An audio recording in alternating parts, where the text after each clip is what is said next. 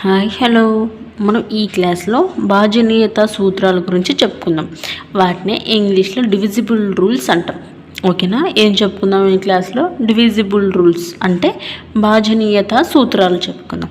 So first second యొక్క భాజనీయత సూత్రం, 2 యొక్క భాజనీయత సూత్రం అంటే డివిజిబుల్ రూల్ బై 2. ఓకేనా? ఇప్పుడు చూడండి ఏం చెప్పుకుందాం. ఫస్ట్ 2వ భాజనీయత సూత్రం, దాన్నే డివిజిబుల్ బై 2. దీని యొక్క రూల్స్ ఏంటి? డివిజిబిలిటీ బై 2 యొక్క సూత్రం, రెండవ భాజనీయత సూత్రం ఏంటంటే ఒక సంఖ్య దాని స్థానంలో అంటే ఒక్కట్ల స్థానంలో, దాని స్థానంలో అంటే ఒక్కట్ల స్థానంలో, ఆ ఒక్కట్ల స్థానంలో 0, 2, 4, 6 లేదా 8 ఉంటే అది 2చే భాగించబడుతుంది.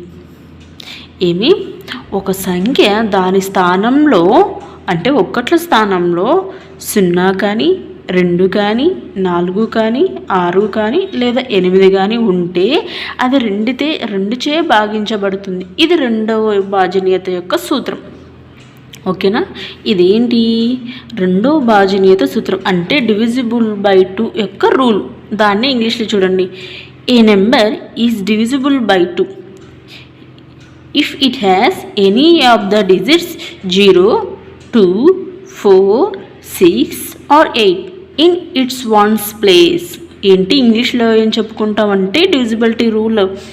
ఏ number is divisible by 2 if it has any of the digits 0, 2, 4, 6 or 8 in its ones place.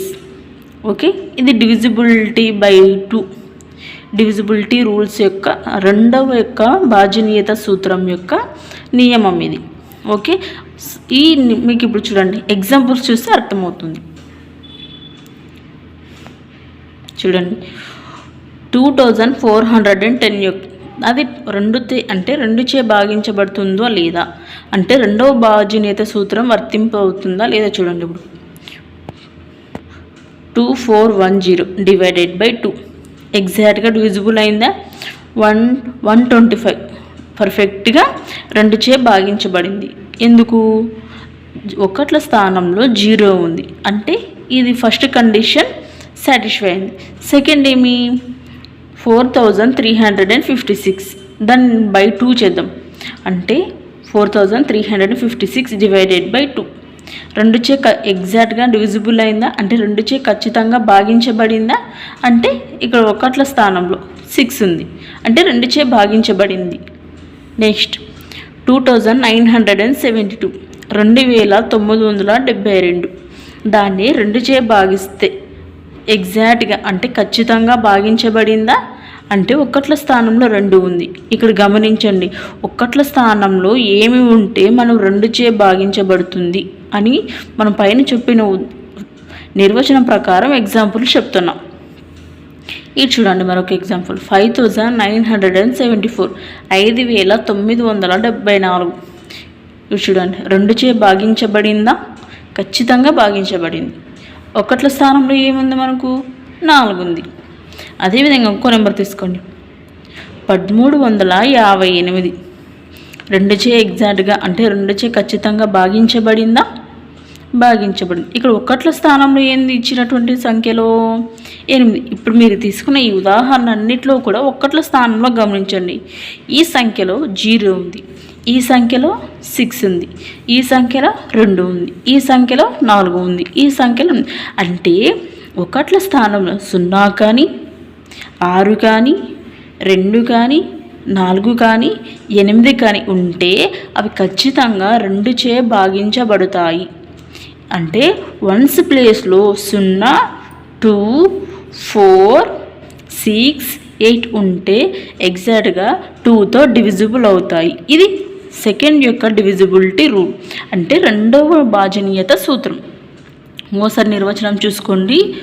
ఒక సంఖ్య దాని స్థానంలో అంటే ఒక్కట్ల స్థానంలో 0 కానీ 2 కానీ 4 కానీ 6 కానీ లేదా 8 కానీ ఉంటే అది ఖచ్చితంగా 2చే భాగించబడుతుంది. ఇది 2వ భాజనీయత సూత్రం. దాన్నే ఇంగ్లీష్ డివిజిబిలిటీ బై 2 అంటాం. ఇంగ్లీష్లో అయితే a number is divisible by 2 if it has any of the digits 0, 2, 4, 6 or 8 in its ones place. ఇది డివిజిబిలిటీ రూల్ బై 2. ఓకేనా, అర్థమైందా? నెక్స్ట్ ఇప్పుడు ఫస్ట్ సెకండ్ డివిజిబిలిటీ రూల్ అయిపోయింది. నెక్స్ట్ థర్డ్ డివిజిబిలిటీ రూల్ అంటే మూడవ భాజనీయత సూత్రం. ఏంటి ఈ మూడవ భాజనీయత సూత్రం అంటే డివిజిబిలిటీ బై 3 డివిజిబిలిటీ బై 3 యొక్క కండిషన్ అంటే రూల్. తీసుకున్న సంఖ్యలో అంకెల మొత్తం 3 యొక్క గుణిజలు అయితే అది 3 చే భాగించబడుతుంది. అంటే ఏదైనా ఒక నెంబర్ తీసుకుంటే ఆ సంఖ్యలోని అంకెల మొత్తం కూడా 3 యొక్క గుణజకాలు అయితే అది 3 చే ఖచ్చితంగా భాగించబడుతుంది. ఇది మూడవ భాజనీయత సూత్రం. అది ఇంగ్లీష్లో అయితే if the sum of the digits is a multiple of 3 then the number is divisible by 3. ఇంగ్లీష్లో ఏం చెప్పుకుందామంటే if the sum of the digits is a multiple of 3 then the number is divisible by 3. ఇది divisibility by 3 అంటే మూడవ భాజనీయత సూత్రం. ఏంటి ఇంకోసారి చెప్తున్నా చూడండి. తీసుకున్నటువంటి ఒక సంఖ్యలో అంకెల మొత్తము కూడా ఇక్కడ చూడండి, అంకెల మొత్తం ఇక్కడ గమనించండి బాగా, అంకెల మొత్తం 3 యొక్క గుణిజాలైతే ఆ సంఖ్య 3 చే భాగించబడుతుంది. తీసుకున్న సంఖ్యలోని అంకెల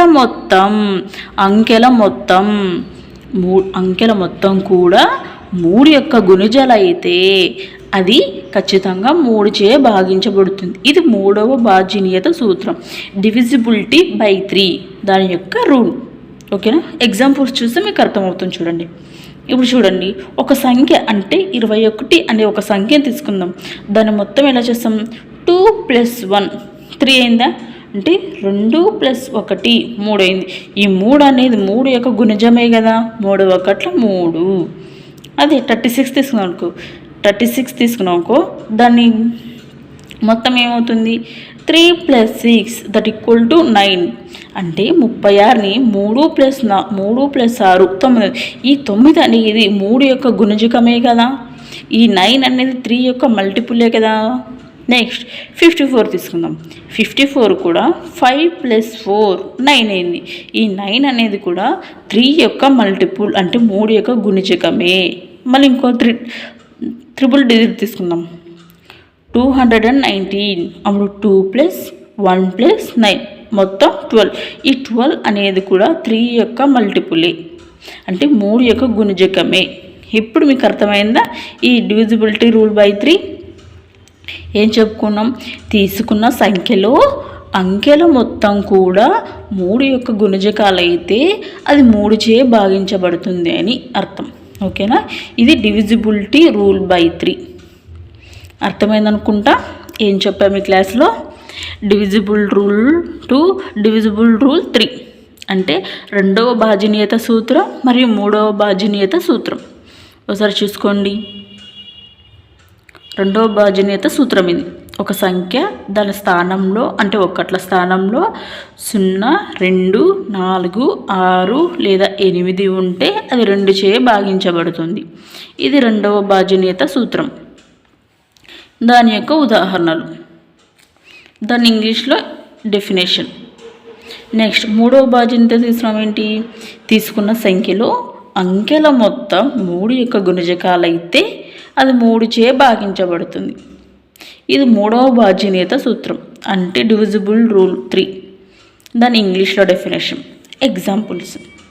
ఓకేనా, అర్థమైంది అనుకుంటున్నాం. Thank you for the watching. And please like, share and comment and please subscribe.